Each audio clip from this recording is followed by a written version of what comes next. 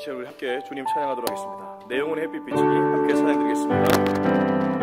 내 영혼의 햇빛 비치니 주 영광 찬란해. 이 세상 어떤 빛보다 힘이 더 빛나네. 주의 영광 빛난 양주 내게 비춰 주시옵소서. 그 밝은 얼굴 배울 때 나의 영혼 기쁘. 2절입니다. 내 영혼에 노래 있으니 주 찬양합니다. 주 귀를 기울이시사 다 듣고 계시네. 주의 영광 빛난 광주 내게 비춰 주시옵소서. 그 밝은 얼굴 배울 때 나의 영혼 기쁘. 4절입니다. 내 영혼에 희락이 있고 그 소망 넘치 주 예수 복을 주시고 또 내려주시네. 주의 영광 빛난 광주 내게 비춰 주시옵소서. 그 밝은 얼굴 배울 때 나의 영혼 기쁘다. 주의 친절한 팔에 안기세 우리 마음이 평안하리니 항상 기쁘고 복이 되겠네. 영원하신 팔에 날이 갈수록 주의 사랑이 두루 광명하게 빛한 천성 가는 길 편히 가리니. 영원하신 팔에 주의 팔에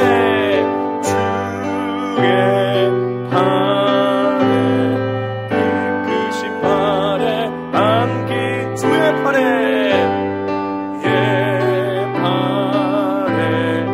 영원하신 팔에 주의 보좌로 나아갈 때에 기뻐 찬미 소리 외치고 겁과 두려움 없어지리니. 영원하신 팔에 안기세 주의 팔에 깊으신 팔에 안기세 주의 팔에 영원하신 팔에 안기. 주의 팔에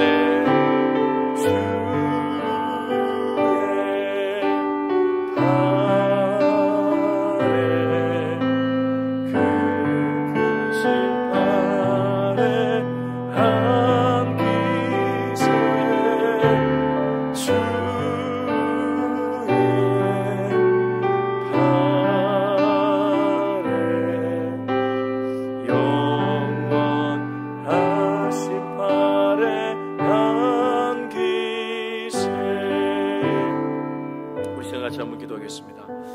오늘 기도할 때는 우리 자신을 놓고 한번 기도했으면 좋겠습니다. 우리가 함께 고백했던 이 고백처럼 주의 팔에 영원하신 그 팔에 안길 수 있기를 소망합니다. 우리가 다른 것을 의존하기 전에 우리 하나님을 먼저 의존할 수 있는 하나님 의존적인 신앙을 유지할 수 있는 우리 한 명 한 명 되게 해달라고, 하나님으로 인해 내 삶에 어떤 문제가 오더라도 다 해결해 나갈 수 있게 해달라고 우리 자신의 영혼을 놓고 우리 같이 한번 기도하겠습니다. 기도하시겠습니다. 하나님 아버지, 이 시간 주님 앞에 나아갑니다. 하나님, 우리가 다른 무엇을 보기 전에 먼저 주님을 볼 수 있기를 원합니다. 우리 눈에 먼저 들어오는 것이 우리의 신앙의 질과 아버지 하나님 성숙도에 직결될 것입니다. 내가 먼저 보는 것이 언제나 주님일 수 있기를 원합니다. 어떤 문제가 오더라도 그 문제의 높이 앞에 아버지 하나님 압도당하는 것이 아니라 문제 너머에 계신 하나님을 바라보며 하나님의 함께 하심과 하나님의 인도하심과 하나님의 이끌어주심으로 이 모든 문제를 감당할 수 있기를 원하오니 주여 처음부터 끝까지 주님을 바라보는 하나님의 의존된 신앙을 허락하여 주시옵소서. 하나님 아버지, 하나님이 처음부터 나를 이끌어 가신다는 것을 잘 알고 있습니다. 더 바이블 처치 모든 순간순간을 하나님이 이끌어 가신다는 걸 알고 있습니다. 하나님 아버지, 교회적으로도 하나님을 의존할 수 있도록 도와주시고 우리 개인적으로도 주님을 의존할 수 있도록 주님 도와주시옵소서. 여호와가 나의 구원이시고 여호와가 나의 산성이며 여호와가 나의 방패가 되시는 줄로 믿습니다.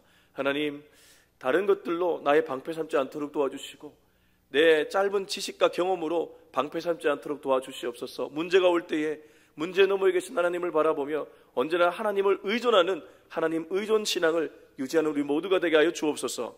이 모든 말씀 예수님의 이름으로 기도합니다. 아멘. 네, 오늘은 사도행전 22장 30절에서 23장 11절까지입니다. 사도행전 22장 30절에서 23장 11절까지의 말씀을 우리 한 절씩 같이 읽도록 하겠습니다. 시작.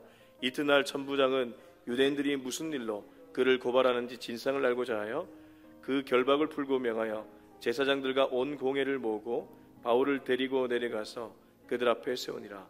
바울이 공회를 주목하여 이르되 여러분 형제들아, 오늘까지 나는 범사의 양심을 따라 하나님을 섬겼노라 하거늘 대제사장 아나니아가 바울 곁에 서 있는 사람들에게 그 입을 치라 명하니 바울이 이르되 회칠한다며 하나님이 너를 치시리로다.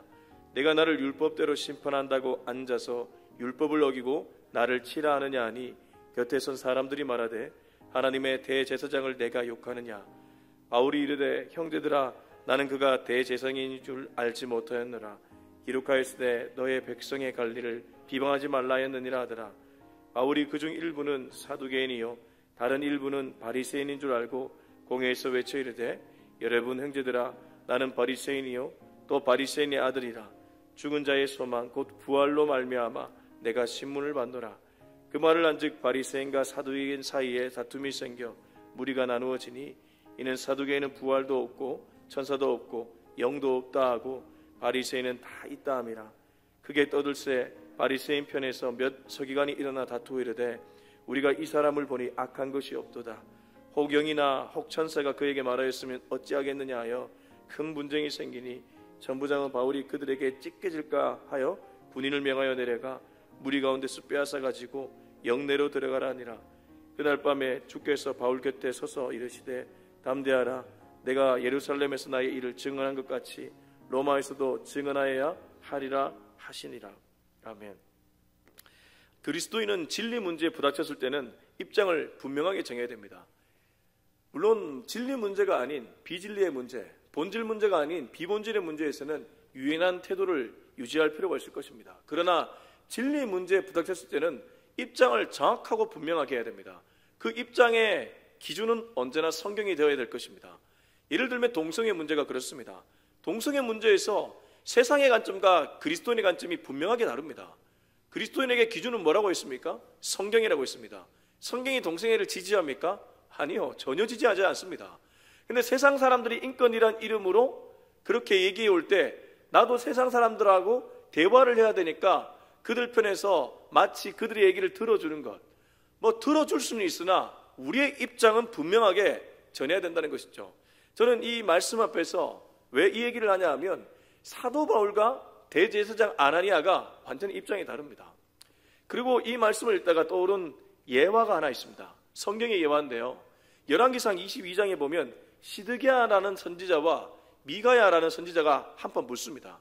혹시 아실지 모르겠습니다. 근데 이 시드기야라는 선지자는 이른바 부육하는 인물이었습니다.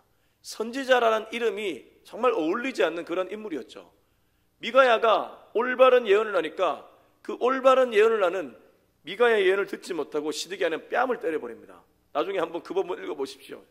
열왕기상 22장의 모습은 나는 이 세상과 닮아있다는 생각까지 하게 됩니다. 여러분은 어떻게 살아가고 있습니까? 진리의 문제에서는 추워도 타협하지 않는 저와 여러분이 될 수 있길 예수님의 이름으로 축원합니다. 우리 30절 말씀 한번 읽어보겠습니다. 시작. 이튿날 천부장은 유대인들이 무슨 일로 그를 고발하는지 진상을 알고자 하여 그 결박을 풀고 명하여 제사장들과 온 공회를 모으고 바울을 데리고 내려가서 그들 앞에 세우니라. 천부장은 로마의 관리입니다. 그는 바울 앞에서 바울의 로마 시민권을 듣고 두려워하는 전형적인 세상 사람들의 모습입니다.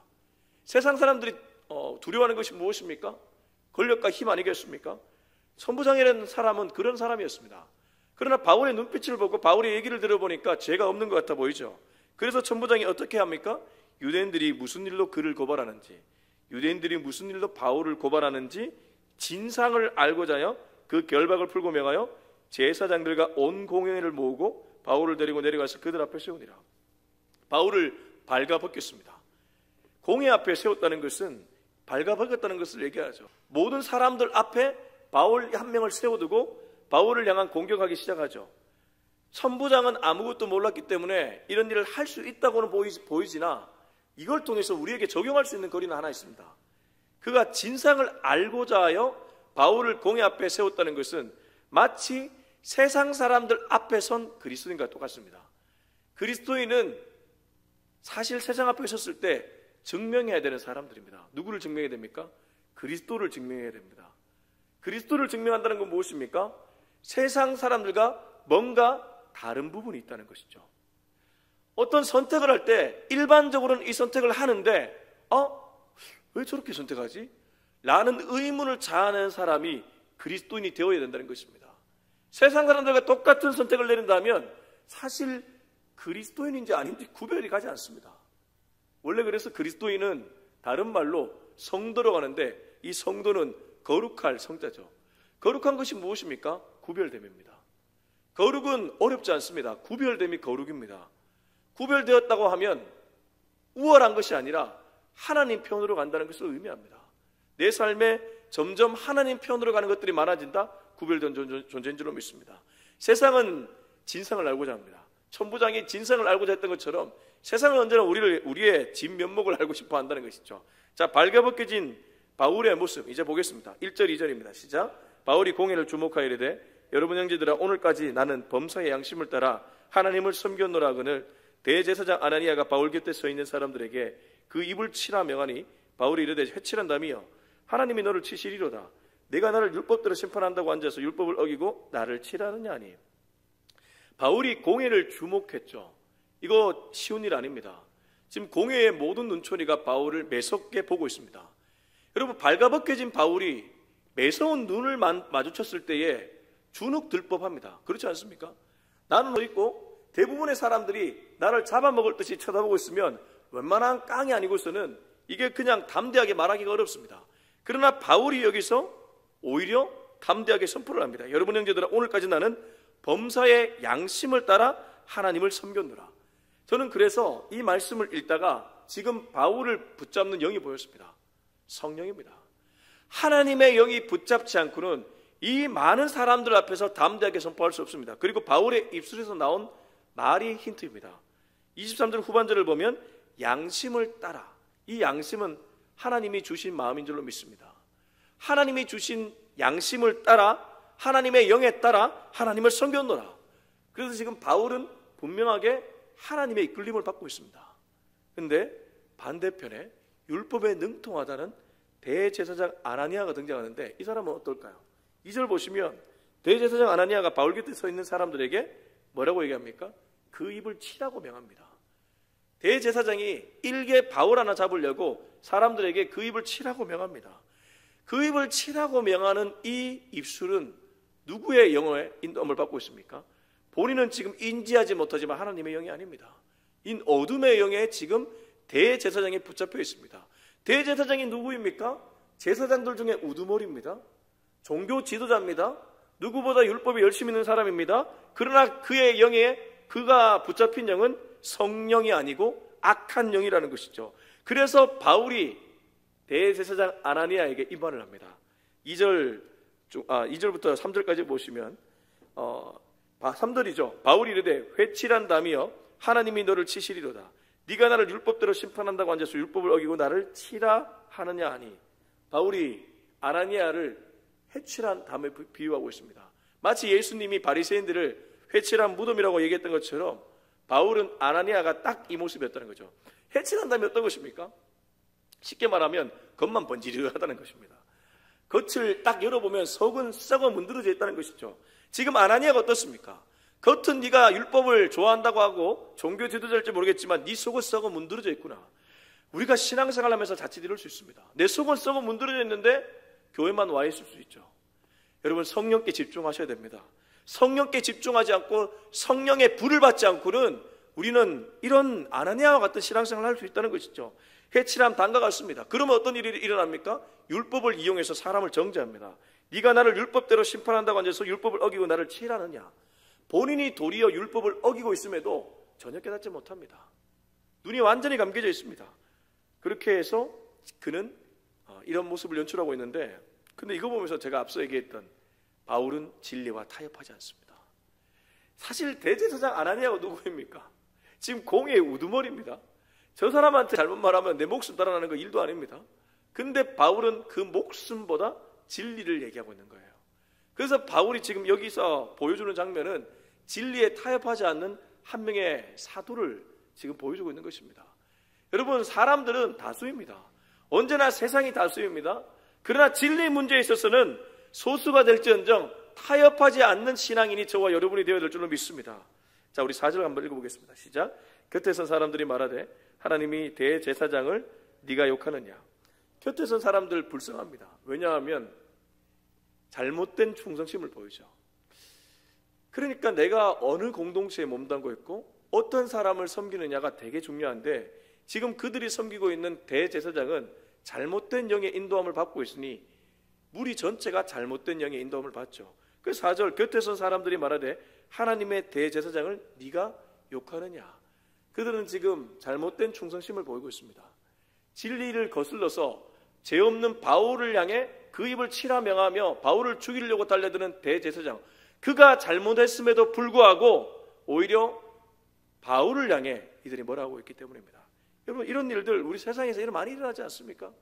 지도자들이 잘못되어 있으면 그 지도자의 권력 때문에 밑에 있는 사람들이 무고한 사람들을 희생양 삼을 때가 간혹 있지 않냐 이 말입니다. 바울이 지금 당하는 수치와 모욕은 예전에 예수님도 당했거니와 지금 이 시대에도 여전히 일어난다는 것이죠. 그래서 제가 기독교인은 진리 문제에서 타협하면 안 된다고 얘기하는 것입니다. 자, 5절 6절 읽어보겠습니다. 시작. 바울이 이르되 형제들아, 나는 그가 대제사장인 줄 알지 못하였느라. 기록하였으되 너의 백성의 관리를 비방하지 말라 하였느니라 하더라. 바울이 그중 일부는 사두개인이요 다른 일부는 바리새인인 줄 알고 공회에서 외쳐 이르되 여러분 형제들아, 나는 바리새인이요 또 바리새인의 아들이라. 죽은 자의 소망 곧 부활로 말미암아 내가 신문을 받노라. 근데 여기서 바울의 너무나 지혜로움이 돋보입니다. 바울이 먼저 정중하게 사과를 합니다. 형제들아, 나는 그가 대제사장인 줄 알지 못하였느라. 기록하였을 때 너의 백성의 관리를 비방하지 말라 하였느니라 하더라. 그러니까 그들의 마음을 수그러뜨려 줍니다. 누그러뜨려 줍니다. 그리고 나서 바울이 이 사람들은 지금 이렇게 얘기해서는 씨알도 안 먹히구나. 그래서 어떤 지혜를 어떤 지혜를 만들어내냐 하면 바로 자중질환입니다. 공동체 전체가 서로 싸우게 만드는 것이죠. 어떤 말이 자중질환을 일으킵니까? 나도 바리새인이다. 나도 바리새인인데 부활 문제 때문에 여기 서 있다. 이렇게 말하니까 그 유대인들 사이에 바리새파도 있고 사두개파도 있었는데 그들 사이에 분쟁이 일어나 버린 겁니다. 6절 보십시오. 바울이 그중 일부는 사두개인이요 다른 일부는 바리새인인 줄 알고 공회에서 외쳐 이르되 여러분 형제들아, 나는 바리새인이요 또 바리새인의 아들이라. 죽은 자의 소망 곧 부활로 말미암아 내가 신문을 받노라. 왜 이 문제가 바리새인과 사두개인의 분쟁으로 이루어졌나 하면 당시 사두개인들은 부활을 믿지 않았습니다. 부활을 믿지 않는 사두개인들은 현세주의자였습니다. 이른바 현실이 너무 중요했다는 것이죠. 지금도 그런 사람 있지 않습니까? 천국, 지옥? 그건 무슨 의미였냐? 내가 여기가 지금 지옥이고 여기가 천국인데 여기 이 땅에 집중하는 사람들이 사두개인들이었습니다. 그러나 바리새인들은 굉장히 고상한 사람들이었습니다. 이 고상한 사람들이 예수님을 핍박하게 됐는데 어쨌든 이 고상한 바리새인들은 고상한 윤리를 사모했습니다. 그러니까 율법을 엄청나게 사모했죠. 그 율법을 사모하다 보니 자연스럽게 부활도 믿었습니다. 그러니까 부활을 믿으니까 사두개인들을 볼 때 아유 저 덜 떨어진 놈들, 천박한 놈들 이런 생각을 은근히 갖고 있었다는 것이죠. 그런데 바울이 이 공회 무리들을 보니까 바리새인과 사두개인들이 모여있네.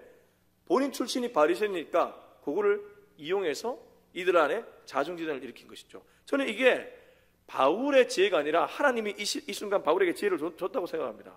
아무튼 이렇게 되니까 이제 그들끼리 싸웁니다. 우리 7절부터 9절까지 읽어보겠습니다. 시작. 그 말을 한즉 바리새인과 사두개인 사이에 다툼이 생겨 무리가 다 누워지니 이는 사두개인은 부활도 없고 천사도 없고 영도 없다 하고 바리새인은 다 있다 함이라. 크게 떠들세 바리새인 편에서 몇 서기관이 일어나 다투어 이르되 우리가 이 사람을 보니 악한 것이 없도다. 혹 여기나 혹 천사가 그에게 말했으면 어찌하겠느냐 하냐. 누가 바울을 보호해주고 있습니까? 바리새인들이 바울을 보호해주고 있습니다.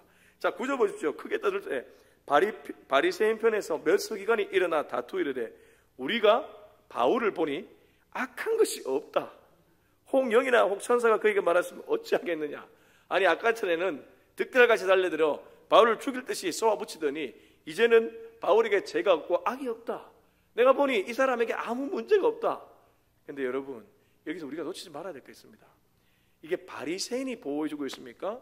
바울이 보호해주고 있습니까? 아니면 하나님이 보호해주고 있습니까? 하나님이 보호해주고 있는 거예요. 바울이 이 말을 이 순간 떠올랐다는 것은 바울에게 지혜를 주신 거죠. 하나님이 처음부터 바울을 보호해주고 있는 겁니다. 그리고 10절 보면 천부장도 보호해줍니다. 11절 보면 밤에 하나님이 직접 찾아와서 보호해주십니다. 그러니까 이 본문의 전체적인 맥락에서 가장 중요한 것은 하나님이 바울 인생의 보호자라는 것입니다. 달리 말하면 우리 인생에도 하나님이 우리 인생의 보호자라는 것입니다. 여러분 아멘이시지 않습니까? 자, 우리 10절 한번 읽어보겠습니다. 10절 시작. 큰 분쟁이 생기니 천부장은 바울이 그들에게 찢겨질까요? 군인을 명하여 내려가 무리 가운데서 빼앗아가지고 영내로 들어가라 하니라. 자, 큰 분쟁 사이에 바울이 혹시라도 몸에 상해를 입을까봐 천부장이 군인들에게 명해서 바울을 데리고 영내로 들어가라 합니다. 보십시오. 천부장도 바울에게 지금 우호적입니다. 그리고 이제 그날 밤에 나타났습니다. 11절 읽고 마무리하겠습니다. 11절 시작. 그날 밤에 주께서 바울 곁에 서서 이르시되 담대하라.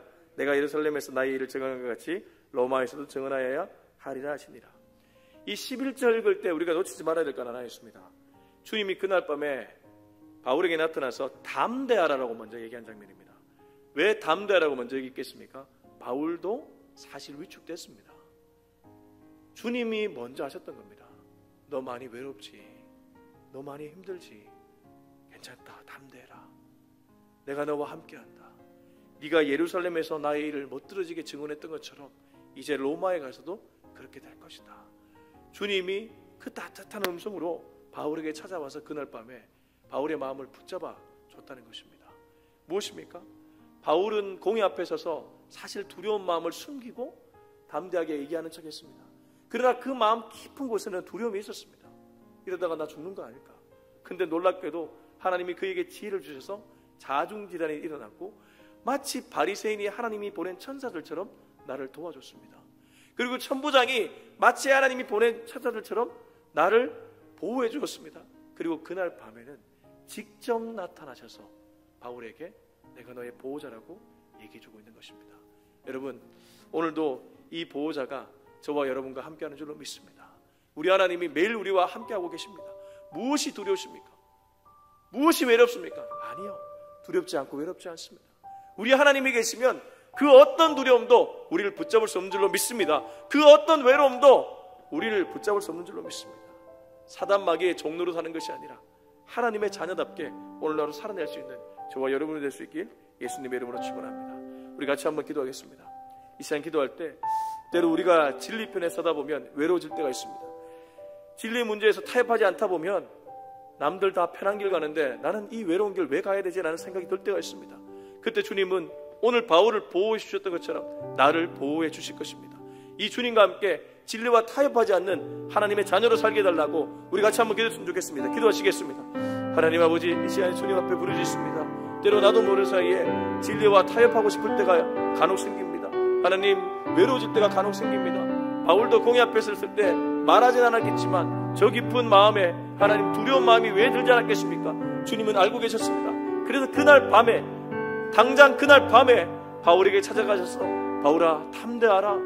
너는 예루살렘에서 나를 증언했던 것처럼 로마에서도 나를 증언하게 될 것이다 라고 말씀해 주셨습니다. 주님, 나도 때로 진리와 타협하지 않는 삶을 살다가 외로울 때가 있습니다. 그때 우리 주님께서 나의 보호자가 된다는 것을 놓치지 않는 우리 한 명 한 명 되게 하여 주시옵소서.